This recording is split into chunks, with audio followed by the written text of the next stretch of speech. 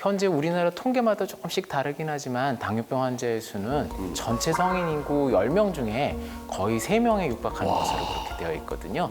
그러니까 거의 30% 가까운 사람들이 당뇨병이라고 되어 있으니까 굉장히 위험한 것이죠. 당뇨는 그러면 단 음식을 많이 먹으면 생기는 병이냐? 우리가 잘 먹어서 생긴다는 얘기인가요? 예, 맞습니다. 하지만 잘 먹어서 생기는 게 아니라 현명하지 못하게 드셔서 생기는 겁니다. 그리고 지금 부자병이라고 한 건 사실은 조금 옛날 얘기고요. 네. 요즘은 안타깝지만 조금 더 사회적인 약자, 가난한 분들의 병이 되어가고 있습니다. 엔겔리스가 됐죠. 예. 아, 바뀌고 있군요.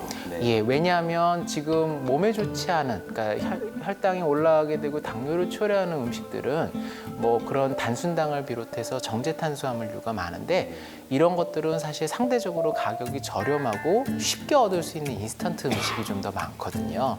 8시간 이상 아무것도 먹지 않은 상태를 보통 이제 공복이라고 정의를 하는데 그렇죠. 예. 공복 상태에서 재는 혈당이 126을 넘으면 당뇨병이라고 얘기를 할 수 있습니다. 두 번째로 무엇인가를 먹고 난 다음에 2시간 혈당, 이제 식후 혈당이라고 얘기를 하는데요. 혈당이 이제 2시간 이후에 200이 넘어갈 때 당뇨병이라고 얘기를 할 수 있고요. 당화혈색소라고 3개월의 평균 혈당을 나타내는 그런 지표가 있거든요. 6.5%를 넘어가는 경우에 있어서 당뇨병이라고 또 얘기를 할 수 있습니다. 반복적으로 2번 이상 혈당이 200을 넘으면서 당뇨병과 관련된 뭐 다음이나 다뇨, 다갈과 같은 그런 특징적인 증상이 있을 경우엔 그러면 당뇨병이라고 또 얘기를 할 수 있습니다. 당뇨병이 왜 무서운 병입니까? 당뇨병이요? 당뇨병은 정말 무서운 병이라고 저는 생각합니다. 왜냐하면 머리끝부터 발끝까지 혈관을 타고 다니잖아요. 네네.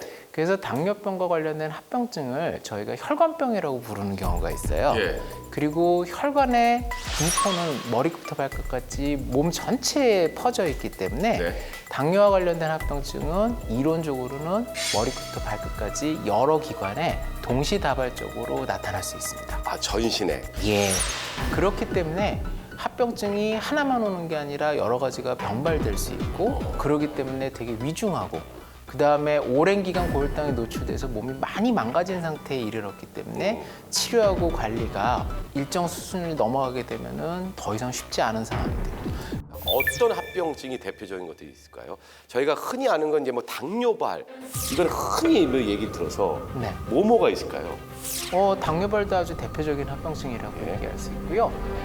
큰 혈관에 오는 질환, 작은 혈관에 오는 질환 이렇게 나눌 수 있어서요. 네. 대혈관 합병증, 그다음에 미세혈관 합병증으로 나눌 수 있고 대혈관 합병증은 당뇨발, 그다음에 심근경색, 그다음에 뇌졸중 이런 것들이 좀 있어요. 그리고 미세혈관 합병증은 작은 혈관에 생기는 건데 눈에 오는 망막 합병증, 콩팥에 오는 합병증, 그다음에 발로 가는 말초 신경에 오는 신경 합병증으로 이렇게 구분할 수 있습니다. 부모님이 당뇨면 네. 내가 당뇨다라는 말이 있습니다. 뭐 그럴 수 있죠. 예. 네. 그러니까 이 말을 좀 이렇게 뒤집어 보면 부모님이 당뇨가 아니면 나는 안전하다. 이런 질문이 지금 들어왔거든요. 네. 이거에 대해서는 좀 설명을 해주시면 좋을 것 같습니다. 예, 부분적으로 맞습니다. 그러니까 부모님이 당뇨가 없으신데도 당뇨에 걸린 분들 뭐 부지기수로 많고요. 네. 뭐 당연히 뭐 부모가 당뇨인 경우에 있어서 내가 당뇨인 경우도 또 부지기수로 많고요. 그래서 일부 어떤 분들은 이제 당뇨는 유전병이 아닌가 뭐 그런 식으로 얘기하시는 분들도 네. 있고요. 기본적으로 말씀드리면요, 당뇨는 유전되는 병은 아니라고 말씀드릴 수 있겠습니다. 아, 그래요? 근데 왜 부모가 당뇨인데 내가 당뇨냐? 예. 바로 생활 습관이에요. 그러니까 뭘 먹는지, 어떻게 뭐 좋아하는 것은 무엇인지, 일상생활은 어떠신지에 대한 그런 기본적인 성향이라든지 습관을 부모님께 많이 물려받잖아요. 그러면 당뇨병을 가지게 되는 그런 여러 가지 생활 습관이 있을 수 있고요. 네. 그런 생활 습관 때문에 내가 또 당뇨에 상대적으로 고위험이 된다, 이렇게 말씀을 드릴 수도 있는 거죠. 부부는 서로 오래 살면 닮는다 그러잖아요. 얼굴도 닮아가요. 사장님이든 사모님이든 한 분이 그 당뇨가 생기면요, 예. 다른 가족분도 당뇨가 생길 찬스가 높아진다. 이게 생활 습관이 중요하구나. 아주 대표적인 거잖아요. 그러니까 부부는 사실은 같이 살기 전에는 남남이니까 네. 굳이 유전적으로는 동일하다고는 할 수 없죠. 그렇지만 환경 인자를 공유하기 때문에 한쪽이 당뇨가 있으면 다른 한쪽도 당뇨가 생길 수 있는 거죠. 당뇨 이거 고칠 수 있느냐, 네. 완치될 수 있느냐, 이게 제일 중요해요. 이게 고무줄이라는 게요. 쭉 느리다 보면 어느 한계가 있잖아요. 탄성 맞아요. 한계에 예, 이를 맞아요. 때까지 있고 그게 지나가게 되면 끊어져서 다시는 원래대로 돌아오지 않는 상태가 되잖아요. 네. 그리고 이 한계가 사람마다 조금씩 다른 것 같아요. 제가 보기에는. 그래서 어디까지가 그 한계냐고 말씀을 주시면 제가 뭐 정확하게 말씀을 못 드리겠는데 이 한계에 이르기 전에 치료하고 관리를 한다면 그러면 생각보다는 당뇨가 큰 문제를 초래하지 않고 오랫동안 건강한 상황에 이르게 될 수 있어요. 설령 약을 드신다 하더라도.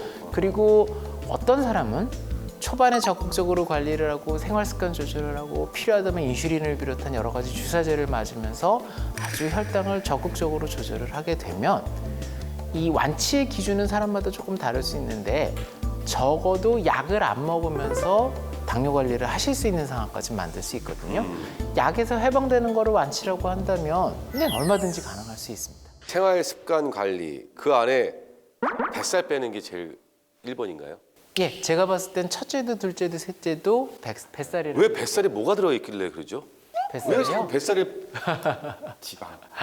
네. 지방 때문에 그렇습니까? 예, 제일 많이 이제 영향을 미치는 것이 내장 지방이라고 얘기를 할 수 내장 있거든요. 내장 지방은 우리 몸에 이제 포도당 대사, 지방 대사, 영양 대사가 제대로 잘 이루어지지 못해서 내장과 내장 사이에 끼는 지방을 의미해요. 이게 일반적인 피하 지방이랑은 조금 다를 수 있는데요. 내장 지방은 몸의 신체 기관에 바로 달라붙어 있어서 만성염증을 조장시키고 악화시키는 영향을 하고 췌장 기능을 크게 떨어뜨려서 당뇨의 원인이 되거든요. 네. 그래서 그거는 별로 어렵지도 않습니다. 허리둘레를 재보시면 되고 남자 기준으로 허리둘레 90cm, 그다음에 우리 여자 기준으로 해서는 85cm 이상인 경우에 있어서 네. 우리나라 기준으로 해서 저기 복부 비만, 그다음에 내장 지방이 증가되어 있는 상황이라고 저희가 네. 그렇게 판단을 하고 있거든요. 그래서 뱃살을 줄이고 허리둘레를 줄이시는 게 당뇨병 예방이랑 관리를 위해서 가장 제일 중요한 우선순위 목표가 될 거라고 말씀드립니다. 참고로 내장 지방은 빵빵해요. 아저씨들 빵빵하고 그 배 안에 장기 주변에 붙어 있는 걸 내장 지방을. 그러면 네네. 당뇨도 살을 뺐을 때 좋아졌다가 요요가 오면 다시 당뇨가 또 재발. 예, 다시 원래대로 가는 거죠. 권장 체중 범위에 도달을 하고 그 도달한 목표를 지속적으로 오래 가능한 장기간에 걸쳐서 유지할 수 있는 것들이 되게 중요하다고 생각해요. 요즘 말로는 다이어터보다 유지어터가 더 그러니까 유저터 이거 쉽지 않아요. 장기 플랜이네요. 예. 예, 맞습니다.